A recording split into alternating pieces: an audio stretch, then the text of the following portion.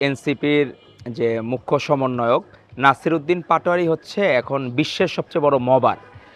আর তাকে মিথ্যা কথার জন্য মনে হয় নোবেল দেওয়া দরকার।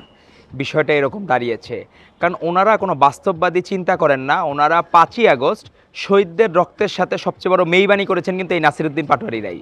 তারা গিয়েছিলেন কক্সবাজারে আনন্দ ভ্রমণে, যেই দিন বাংলাদেশের মানুষের, আমরা দেখেন প্রায় 1 মাসব্যাপী বিএনপি প্রোগ্রাম করে 36 দিনব্যাপী প্রোগ্রাম করেছে। তার নাম ছিল শোক ও বিজয়ের বর্ষপূর্তি।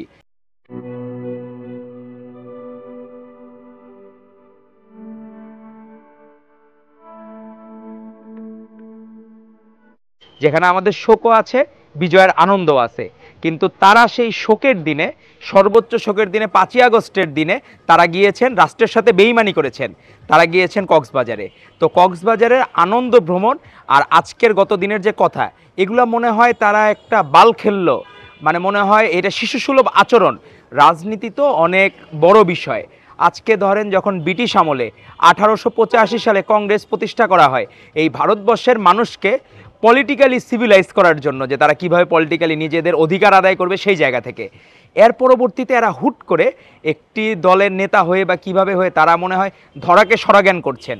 আর তারা যে মানুষের মনের মধ্যে জায়গা করে নেওয়ার বদলে তারা মানুষের মন থেকে বিলীন হয়ে যাচ্ছেন, মানুষের মন থেকে দূরে সরে যাচ্ছেন।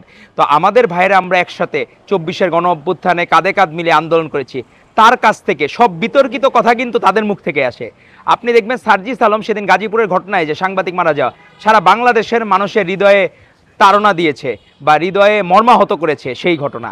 সেদিনই সাথে সাথেই সার্জিস আলম বিএনপির নাম উল্লেখ করে দিয়েছেন, কিন্তু সেখানে বিএনপির ন্যূনতম সংশ্লিষ্টতা নাই। তো এই ধরনের মব সৃষ্টি করা, মব তো হয় আপনার আনঅফিসিয়াল হয়, অফিসিয়াল মব হয়, আবার অনলাইন মব হয়, অফলাইন মব হয়। এখন অনলাইন মব যে সৃষ্টি করতেছেন এবং এই বিভিন্ন সভা সেমিনারে যে যে কথাগুলো বলছেন, এগুলো খুব দুঃখজনক।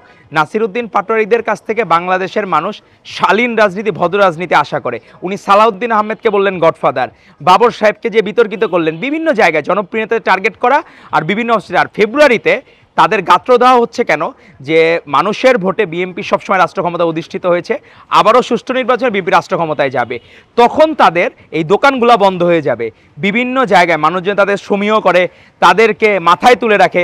অন্তর্বর্তীকালীন সরকারের প্রধানের মন খারাপ হলে নাহিদ ইসলামের ডাক পড়ে, এই ডাকগুলো তো আর পড়বে না, তখন রাষ্ট্র ক্ষমতায় থাকবে বিএনপি।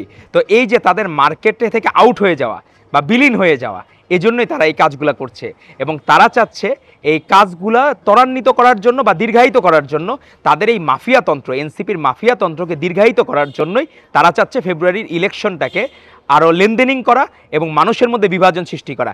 যেখানে অন্তর্বর্তীকালীন সরকারের প্রধান ডক্টর মোহাম্মদ ইউনূস এবং আমাদের ভারপ্রাপ্ত চেয়ারম্যান, বাংলাদেশের সবচেয়ে জনপ্রিয় নেতা তারেক রহমান, দুইজনের ঐতিহাসিক বৈঠকের মাধ্যমে কিন্তু এটি সমাধান হয়েছে। ফেব্রুয়ারিতে বৈঠক, ফেব্রুয়ারিতে ইলেকশনের বিষয়টা কিন্তু সমাধান হয়েছে। সেই জায়গা থেকে নাসির উদ্দিন পাটোয়ারি দেশের মানুষকে বিভ্রান্ত করছেন এবং তারা যে মব সৃষ্টি করছেন, এজন্য তাদেরকে বিচারের কাঠগড়ায় দাঁড়াতে হবে।